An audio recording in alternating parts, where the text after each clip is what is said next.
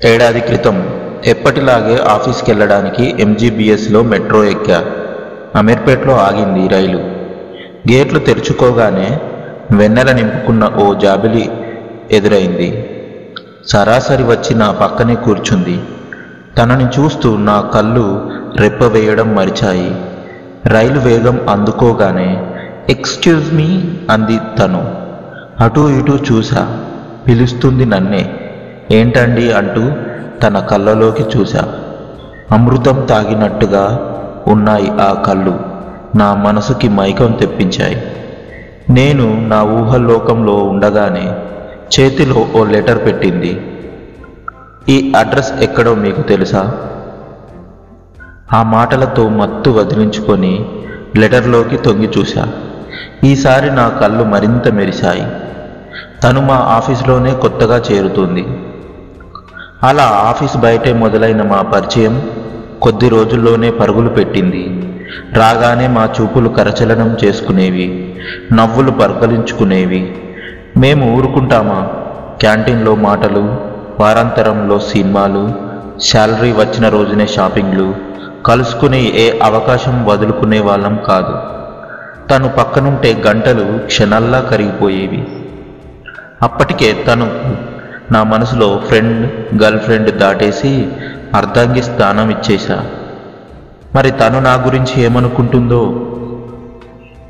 ఈ ఊహ రాగానే నాలో ఎక్కడ లేని టెన్షన్. నో చెబుతుందేమో అని చాలా భయపడ్డా.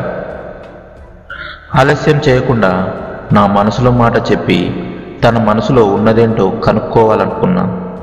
అందుకు తాను పుట్టినరోజే సరైందని, ఐ లవ్ యూ డార్లింగ్ అని రాసి ఓ పెద్ద కేకు తన చేతిలో పెట్టా. బాక్సు తెరవగానే భద్రకాళిలా మారింది. ఏంటిది, పిచ్చి పిచ్చిగా ఉందా అంటూ నిప్పులు కురిపించింది. ఇంకా ఏదో చెప్పబోతుంటే చెంపచెల్లం అనిపించింది. నాతో పాటు అక్కడ ఉన్న వాళ్ళంతా షాక్. ఇంత భయంకరంగా స్పందిస్తుందనుకోలేదు. అయినా తను కొట్టినందుకు బాధ లేదు, కానీ ఎక్కడ నాతో మాట్లాడడం మానేస్తుందో అని భయం. చివరకు అదే జరిగింది. ఆఫీసులో నేను కనిపిస్తే తల పక్కకు తిప్పుకునేది. క్యాంటీన్లో మాటలు కట్. వీకెండ్లో వినోదాలు లేవు. No chatting, no calling. పిచ్చి పట్టినట్టుగా ఉండేది నాకు. ఆ రోజులు, వారాలు, నెలలు ఇదే వరుస. ఎన్ని ప్రయత్నాలు చేశానో. క్షమాపణ అడిగితే కనికరించేదే లేదు. తెగింపులకు దిగిరాలేదు. చివరకు ఆశలు వదిలేసుకున్న దశలో కనికరించింది. ఓ రోజు స్వయంగా నా దగ్గరికి వచ్చింది. నిన్నెప్పుడు ప్రేమికుడి దృష్టితో చూడలేదు, మంచి ఫ్రెండ్గానే భావించా, అలాగే ఉందాం అంది. వెళ్తుండగా అడిగితే చిన్న హగ్గు ఇచ్చింది. అది చాలగా నా ఆశలు మళ్ళీ చిగురించడానికి. స్నేహితులు ప్రేమికులు కారాదనేది నియమం ఎక్కడైనా ఉందా?